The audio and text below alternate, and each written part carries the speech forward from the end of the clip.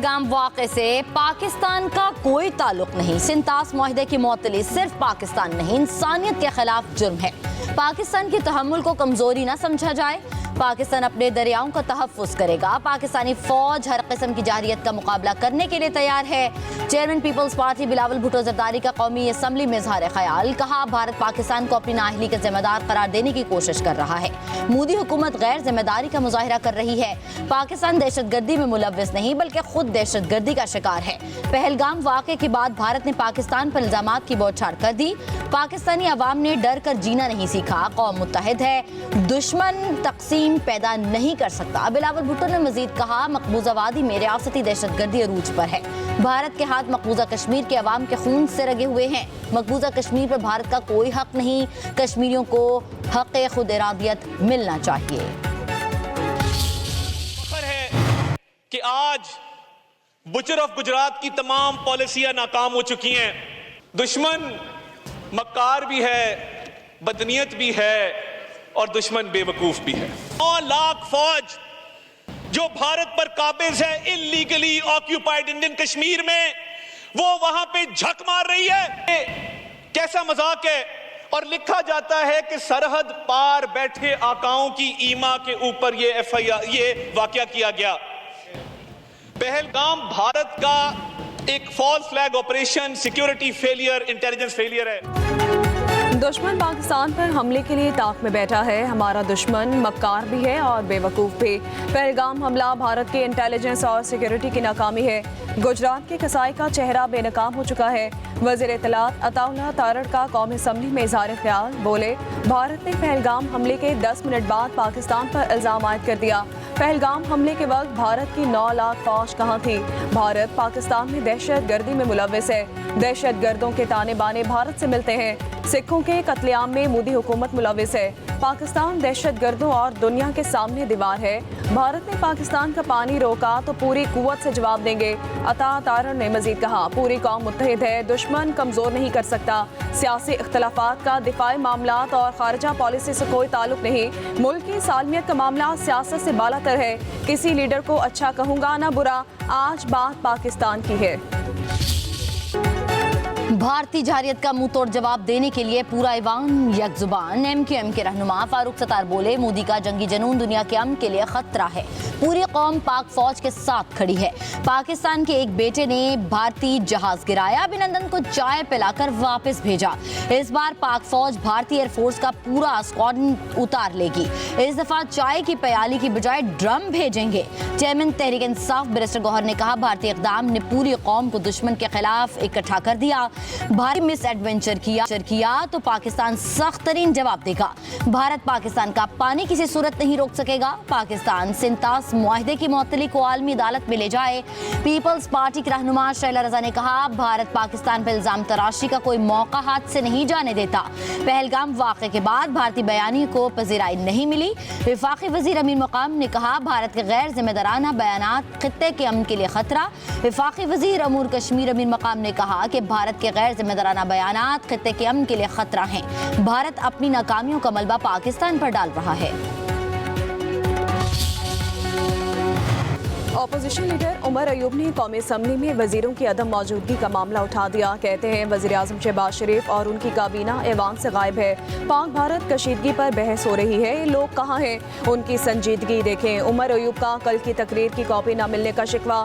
बोले, assembly staff से तकरीर की कॉपी मांगी जो नहीं दी गई। स्पीकर ने रूलिंग दी, आपकी तकरीर हर जगह दिखाई जा रही थी। कोई काबिल एतराज़ बात है तो काट देंगे, बाकी तकरीर आपको मिल जाएगी।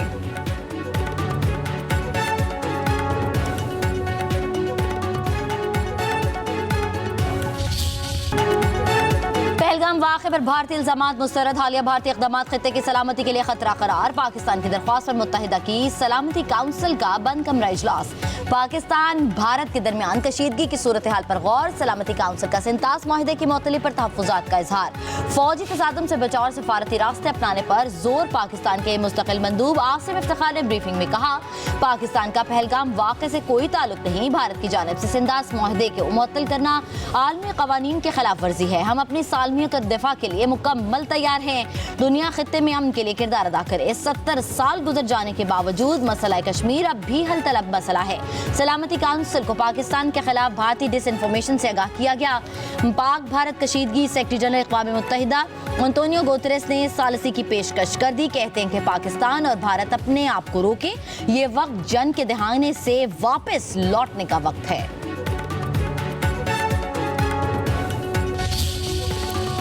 पाकिस्तानी मईशत को नुकसान पहुंचाने की कोशिश, ऐलान जंग तस्वुर की जाएगी। अमेरिका में पाकिस्तानी सफीर रिजवान सईद शेख की अमेरिकी थिंक टैंक नुमाइंदगान को पाक भारत कशीदा सूरत हाल पर ब्रीफिंग। पहलगाम वाक़े की गैर जानिबदाराना और शफाफ तहकीकात के मुतालिबे का यादा। कहा, भारत ने पहलगाम वाक़े से मुतालिक कोई सबूत पाकिस्तान या दुनिया के सामने पेश नहीं किया। भारत के जंगी जनून ने इलाकाई अमन को खतरे में डाल दिया। सेंतास मुआहदे के हवाले से भारत का तर्ज अमल लाकानूनियत पर मबनी है।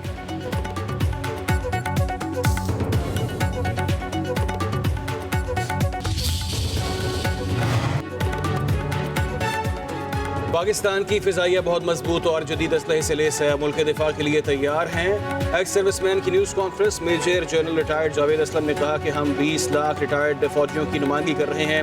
मकबूजा कश्मीर में इंसानी हकूक़ की संगीन खिलाफ वर्जियाँ हो रही हैं। पहलगाम में फॉल्स फ्लैग ऑपरेशन किया गया। आर्मी चीफ की एक आवाज़ पर हम लबैक कहेंगे। भारत को किसी भी मुहिम जोई का मुंह तोड़ जवाब देंगे। भारत पाकिस्तान में दहशतगर्दी की कार्रवाइयों में मुलव्विस है। Air vice marshal retired Faheem Arshad ने कहा कि हमारी फ़िज़ाई सलाहियत और महारत को दुनिया मानती है। हमने दुनिया की हर जदीद फ़ौज के साथ जंगी मशक़ें की हैं।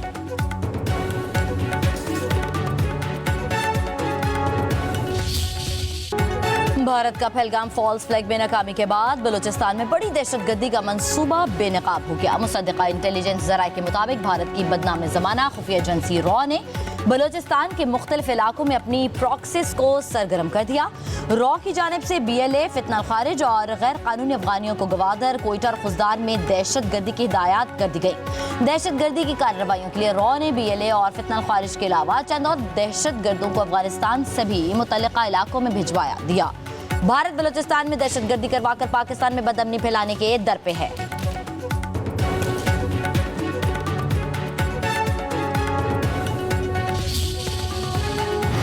भारत खुद को सुपर पावर समझ रहा है तो इसकी भूल है। सिंध के वजीर तवानाई नासिर हुसैन शाह के मीडिया से गुफ्तगू कहते हैं, पाकिस्तान और भारत एटमी कुव्वतें हैं, हम पुरअमन लोग हैं। भारत ने हमला किया तो भरपूर जवाब देंगे। नरेंद्र मोदी गुजरात का कसाई है, हिंदू मुस्लिम फसादात भड़काने की कोशिश की।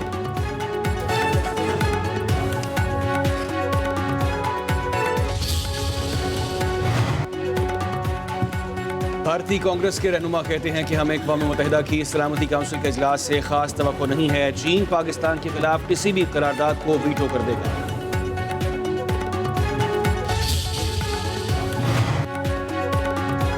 भारत ने 24 घंटे बाद दरिया चनाब में पानी छोड़ दिया। एडमिराला के मुकाम पर पानी की सतह बढ़ने लगी। चंद घंटे कबल खुश्क नजर आने वाला दरियाब 28,000 क्यूसेक तक भर गया। महकमा आबपाशी के मुताबिक भारत की जानिब से पानी का अचानक अखराज खतरनाक सूरत हाल पैदा कर सकता है।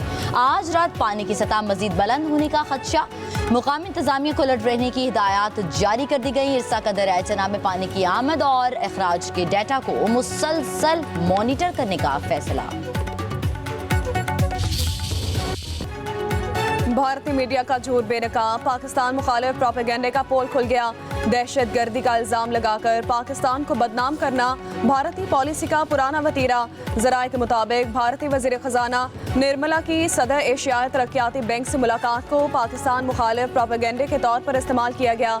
मुलाकात को भारतीय मीडिया ने पाकिस्तान पर सिफारती दबाव की कामयाबी करार दिया। आलमी मीडिया के सवालात पर भारत के गोदी मीडिया की खबर को ही जाली करार दे दिया गया।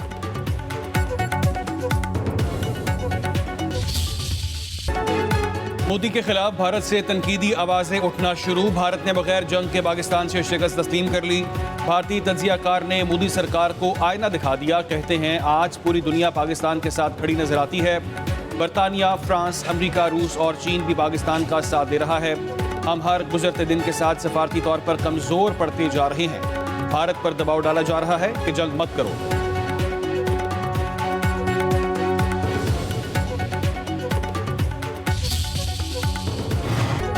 पहलगाम फासला के बाद भारतीय वज़ीर-ए-आज़म पर तनकीद के निश्ते जारी। भारतीय सियासतदान का नरेंद्र मोदी को इस्तीफा देकर दोबारा चाय बेचने का मशवरा। कहते हैं मोदी सबसे नाकारा और कमजोर वज़ीर-ए-आज़म साबित होगा। कश्मीर में इतनी सिक्योरिटी के बावजूद 350 किलो बारूदी मवाद कैसे आ गया? इंतहा पसंद मोदी वज़ीर-ए-आज़म के ओहदे के लायक नहीं है।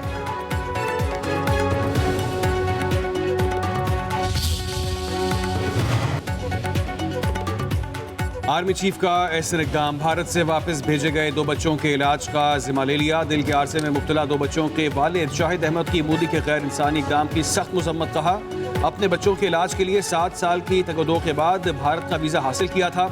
आर्मी चीफ का बहुत शुक्रगुजार हूँ जिन्होंने बच्चों को फौरी इलाज की सहूलियात फराहम की।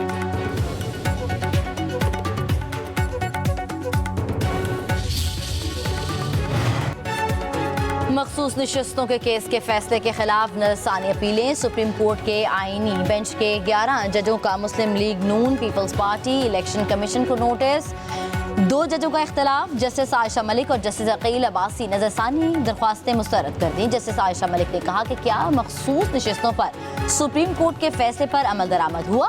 जस्टिस जमाल खान मंदुखेल ने कहा हमारे सामने आरओ का ऑर्डर और इलेक्शन कमीशन का फैसला मौजूद था। क्या हम एक पार्टी की गलती की सजा कौम को दें? क्या सुप्रीम कोर्ट के नोटिस में एक चीज आई तो उसे जाने देते? क्या इलेक्शन कमीशन बाउंड नहीं है कि अदालती फैसले पर अमल करे? जस्टिस अकील अब्बासी ने रिमार्क्स दिए कि सुप्रीम कोर्ट ने आइन के मुताबिक फैसला किया। आप बताएं इस फैसले में क्या गलती है? क्या अब आप सुप्रीम कोर्ट में को समझाएंगे? मुस्लिम लीग नून के वकील हारिस अजमत ने दलाइल दिए। मखसूस नशिस्तें एक ऐसी जमात को दी गई जो केस में फरीक नहीं थी। जस्टिस आयशा मलिक ने कहा इस नुक्ते का जवाब फैसले में दिया जा चुका है। बानी पीटीआई से फैमिली और वकला की मुलाकात का दिन। बुशरा बीबी की फैमिली अडयाला जेल पहुंच गई। जेल के बाहर पुलिस के इजाफी नफरी तैनात। रास्तों पर नाके लगा दिए गए। कई मकामात पर ट्रैफिक महदूद। गाड़ियों को चेकिंग के बाद जाने दिया गया।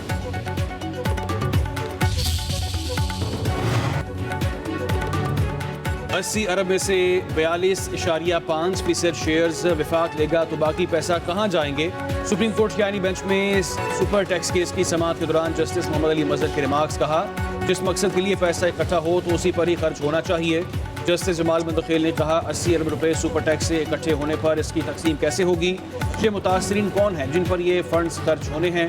FBR के वकील रजा रबानी ने कहा कि यह पैसा वफाकी हुकूमत के जरिए खर्च होगा। दहशतगर्दी से KP और फाटा के मुतासरीन के लिए ये फंड्स हैं। दहशतगर्दी के खिलाफ जंग कौमी मसला है।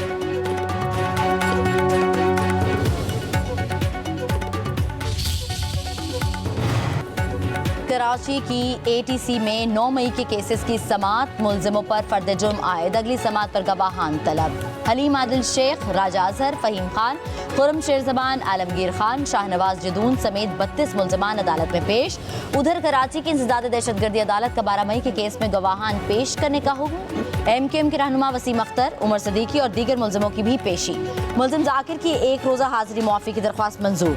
मुलजिमान के खिलाफ थाना एयरपोर्ट में 2007 में मुकदमा दर्ज किया गया था।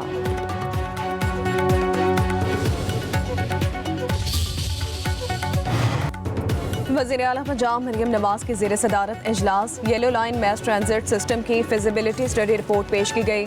इजलास में ई-टैक्सी के फाइनेंशियल मॉडल की उसूल मंजूरी दी गई। ई चार्जिंग स्टेशन के लिए सोलर पावर सिस्टम लगाने का फैसला हुआ।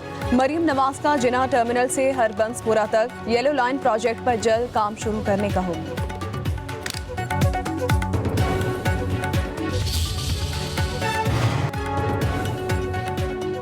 सिंध से सेनेट की नशिस्त पर ज़िमनी इंतखाब के लिए पोलिंग। पीपल्स पार्टी के वक़ार मेहदी और MQM पाकिस्तान की निगत मिर्जा उम्मीदवार। तहरीक इंसाफ जमात इस्लामी का इलेक्शन का बॉयकॉट। सूबाई वजीर Saeed Ghani, opposition leader Ali Khurshidi और दीगर अरकान के वोट का सिंध असम्बली के 161 अरकान हक़ राय इस्तेमाल कर सकेंगे। पीपल्स पार्टी अरकान की तादाद 116, MQM की 36 और तहरीक इंसाफ के 5 अरकान शामिल। सेनेट की नशिस्त पर कामयाबी के लिए 81 वोट दरकार। पोलिंग शाम 4 बजे तक जारी रहेगी।